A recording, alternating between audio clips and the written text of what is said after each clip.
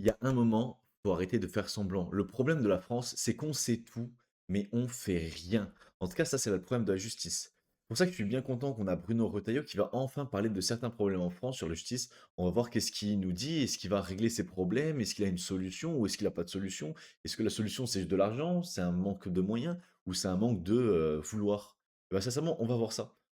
On a parfois des personnes, on sait qu'ils sont connus, il y a des fichiers, ils ont des antécédents, et qu'est-ce que font ces personnes dehors?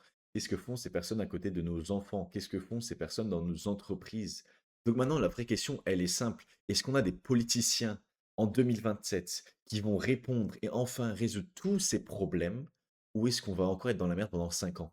Ça, maintenant, je vais vous donner trois extraits de Rotaillot. On va voir qu'est-ce qu'il a à nous dire sur trois actualités du moment, qui parlent de la justice. Le Dauphiné Libéré qui interviewe un patron de société de transport. Il réclame un cadre législatif beaucoup plus strict parce que voilà ce qui lui est arrivé. Il est à la tête d'une entreprise avec 180 salariés, 80 véhicules par jour, dont des bus scolaires. Et il a parmi les chauffeurs de ces bus scolaires un homme dont il ne savait pas, et il l'a appris quasiment par hasard il y a quelques jours, qu'il a été condamné en 2009 pour agression sexuelle sur mineur, condamné en 2011 pour viol sur mineur, condamné en 2026 pour Waouh! détention d'images pédopornographiques. Ce Waouh! chauffeur de bus, originaire de Gap, travaille Je depuis... dois faire une petite pause, mais là, non, mais vous vous rendez compte quand même qu'il y a quelqu'un avec autant d'antécédents qui est dans une entreprise en France, qui vous fait la bise, qui vous serre la main le matin et qui a fait toutes ces horreurs. Est-ce que vous en rendez compte? Et ces gens-là sont dehors. Ça n'a pas de sens. depuis 4 ans en contact avec des enfants, avec notamment des moments où dans le bus, au bout de la ligne, il n'y a plus qu'un seul enfant dans son bus. On lui demande aujourd'hui, mais quasiment par hasard, parce qu'il a pris les devants lorsqu'il a compris qu'il s'agissait de son chauffeur, de le mettre à l'écart. Ce qu'il va évidemment faire. Mais un, il dit, pourquoi est-ce que je n'ai pas été au courant plus tôt alors que l'enquête court depuis longtemps et qu'il est récidiviste? Deux, si on le met à l'écart, comme on lui demande d'activité en contact avec des mineurs, il doit quand même le garder. Il n'a pas le droit de le licencier. Mais lui, il dit, moi, je ne vais pas le garder, parce qu'en fait, c'est quand Ah même une ouais? petite entreprise. Je ne peux pas garder quelqu'un Mmh. dont je sais désormais qu'il a tous ses antécédents. Mais ce mec-là doit aller en prison. Mais qu'est-ce qu'il fait? Qu'est-ce que fait ce pays à se dire, «Vous avez le pire criminel, dans vos rangs, gardez-le, vous n'avez pas le choix, vous devez le payer». Parce que de toute façon, nous, on n'a plus d'argent avec le chômage, bah, non, les Français en ont marre de payer, bah, oui. Bah, c'est bien là le problème, d'un système socialiste où on veut protéger tout le monde. Ça protège tellement les gens que ça protège aussi les criminels. Sauf que pour le virer, c'est à sa charge, puisqu'il n'a pas le droit de le licencier. Tout ce que je viens de vous décrire, c'est la chaîne de l'inefficacité. Comment on fait? Ouais. Qu'est-ce qu'on lui dit à lui?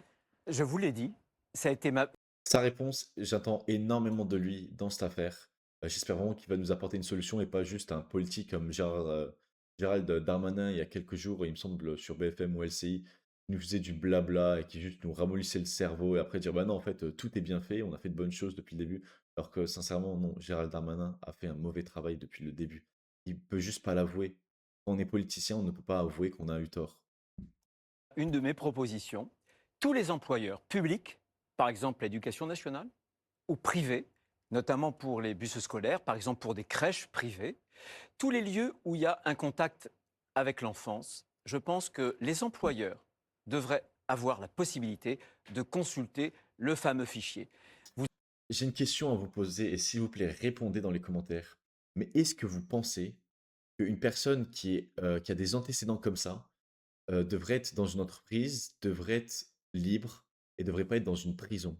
Moi, je suis désolé, mais là, il dit: «Ouais, avec des gens qui sont en contact avec des enfants» ou je sais pas quoi, il dit ça.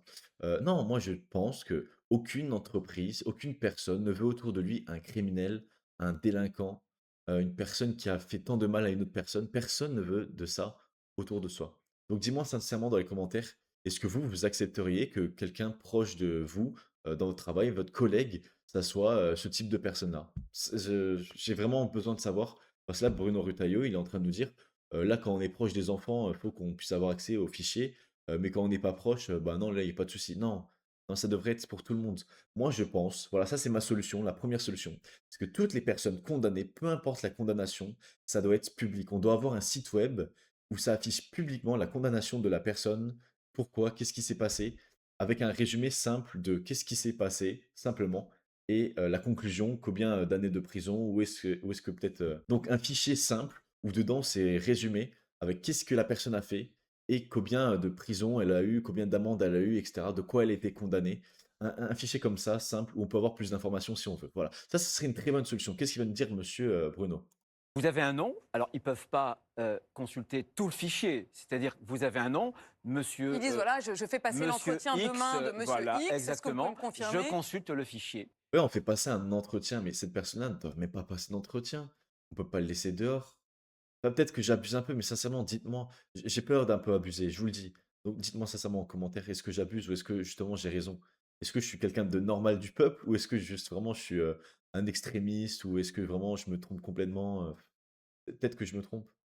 Et là, vous avez une alerte ou non, et du coup, vous ne l'embauchez pas. Deuxième question, il est déjà embauché par vous? On constate qu'effectivement, il est, comme là en l'occurrence, condamné pour pour des C'est images un motif, pédopornographiques. Est-ce que vous pouvez le renvoyer Apolline de sans Malherbe, y c'est un engager vos motif frais? de licenciement sur le champ. Voilà, Eh sur le bien, champ. au Est-ce moins. qu'on est capable de protéger nos enfants ou pas? Oui. Et du coup, et aujourd'hui, vous savez, le droit, je ne suis pas sûr qu'une loi votée dans ce sens-là serait ou non censurée. C'est la Ouais. raison pour laquelle Je je suis totalement veux d'accord. la démocratie. Je veux le choix des Pour vous, Français. la démocratie, c'est remettre en cause la Constitution telle qu'elle est aujourd'hui? Parce que vous avez peur du Conseil constitutionnel qui... Oui, c'est pas que j'en ai peur, mais je pense que malheureusement, aujourd'hui, le peuple français a été privé d'un certain nombre de choix. On va en s'arrêter là. Moi, j'aimerais apporter une autre solution, parce qu'ils disent: «Oui, j'ai peur qu'on fasse passer cette loi, qu'il y a, le Conseil constitutionnel». Non, moi, je vais une loi très simple.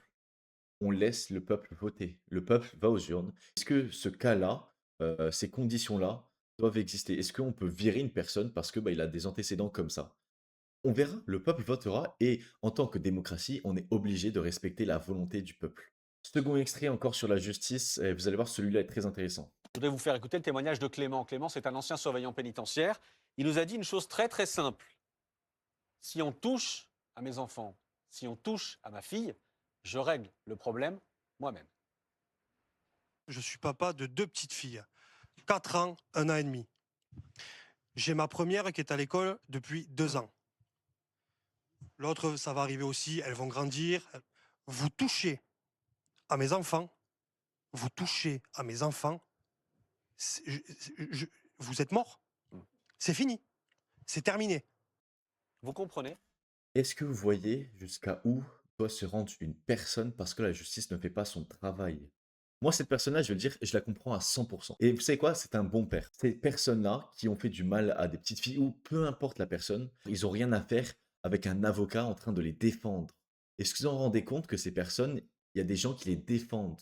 Donc moi, un petit message à cette personne-là, il est soutenu par tous les bons pères, il est soutenu. La justice l'aimera pas, nous on l'aimera. Et vous savez quoi? Encore une fois, on va faire vivre la démocratie. Faisons un vote. Est-ce que cette personne, si elle se fait justice soi-même, est-ce qu'elle devrait aller en prison?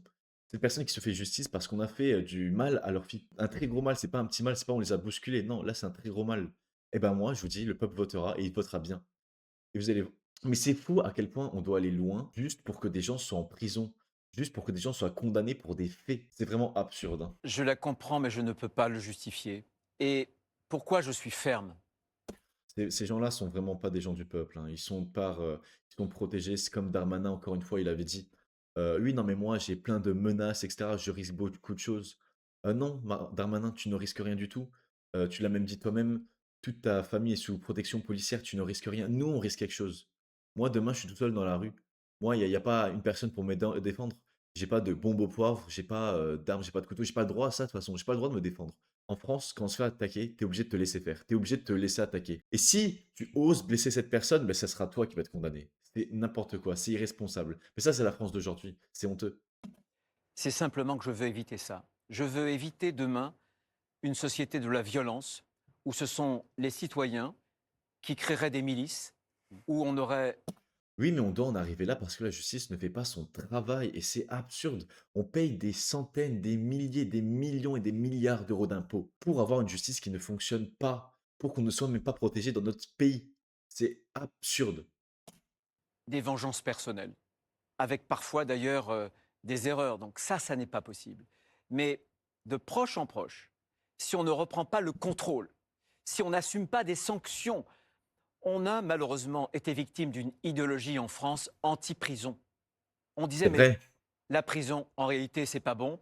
Et la prison, c'est l'école du crime. Non, la prison protège la société. Et on le voit bien dans des pays comme... Oui, la prison protège la société des gens qui n'ont rien à faire dehors, des gens qu'on n'a pas envie de croiser dehors dans la rue. Oui, la prison est faite pour séparer les personnes bien, innocentes, qui vivent leur vie tranquillement, et les délinquants, les criminels, les gens qui n'ont rien à faire dehors. les Pays-Bas, où la prison, ils ont, sur une quinzaine d'années, de bien meilleurs résultats que les nôtres. Parce qu'ils emprisonnent beaucoup plus vite aux premiers délits qui sont graves, des peines Et plus rapides, leurs prisons sont moins encombrées. Et ils obtiennent des résultats. Est-ce que Il faut changer la politique pénale en France et assumer le fait que quand il y a une faute, eh bien, il y a une conséquence. Et la conséquence, c'est la peine, et y compris d'emprisonnement. ok, on va s'arrêter là. Donc, le problème, c'est que Bruno, là, il nous donne pas vraiment beaucoup de solutions. Il a dit il faut changer le modèle. Bah oui, tout le monde. De toute façon, non, mais 99% des Français savaient déjà qu'il fallait changer le modèle. Les politiques viennent de se rendre compte, mais attends, on devrait peut-être changer le modèle. Non, mais là, c'est n'importe quoi, encore une fois. Mais il est très mou, quoi. Il est pas dur du tout. Là, il devrait nous apporter des réponses claires, des solutions claires. Là, cette personne-là, je vous dis, bah, elle a aucune chance d'être élue. Elle a aucune chance de faire un gros pourcentage avec un discours comme ça, aussi mou, qui donne pas de solution. Bah non, là, il fait rien, ça se passe rien. Non, mais même moi, j'ai presque plus de chances d'être élu, franchement. C'est n'importe quoi.